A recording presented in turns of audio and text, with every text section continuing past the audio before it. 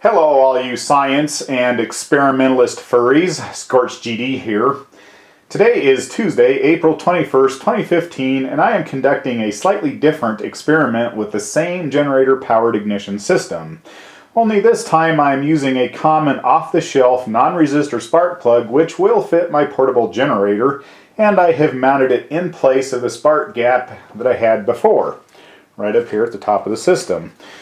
Which, by the way, looks much better in the original video, but it does appear that YouTube processing pretty much removed almost all the very nice and bright white plasma arc flashes in that video, so it no longer appears nearly as impressive on YouTube as it does in my original video file. Oh well, thank you YouTube. Here's pretty much what I get if I simply operate this ignition system with the blocking diode engaged. And in this condition, it is pretty much just a nice strong plasma type of spark that is emitting a basic ticking sound from the plug every time I fire the system. So what is a plasma arc anyway? Well, one common description of plasma is to describe it as a fourth state of matter. We normally think of the three states of matter as solid, liquid, and gas. For a common element, water for example, these three states are ice, water, and steam, or ice, liquid, and steam.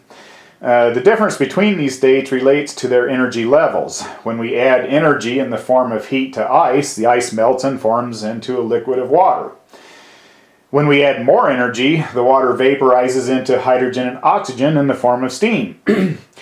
By adding more energy to steam, these gases become ionized. The ionization process causes the gas to become electrically conductive.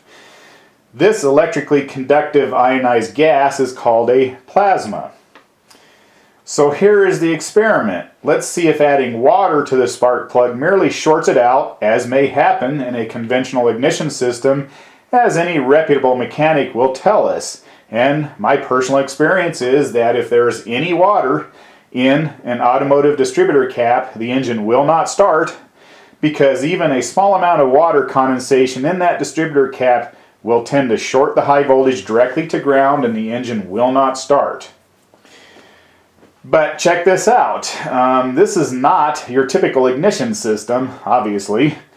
And just as an old paradigm physicist who is trained in the ancient classical physics might declare, this is Scorch's crackpot science that will never work, and there will not be any disassociation of the water or increased energy that will result in a brighter arc flash and louder pop or explosion as compared to the current snapping sound. Once again, this is basically just a nice strong spark in the spark gap of the plug. So let's test this new paradigm in physics just to see what might happen. I have in this bottle here common filtered drinking water from my reverse osmosis filter system, and I'm going to just give it a little spritz from this bottle to test if it shorts out or actually provides evidence of a higher energy discharge in the form of a louder explosive pop and brighter flash, indicating that additional energy is being released. So here we go. Regular spark. I'm going to just spritz that with some water, and let's try again.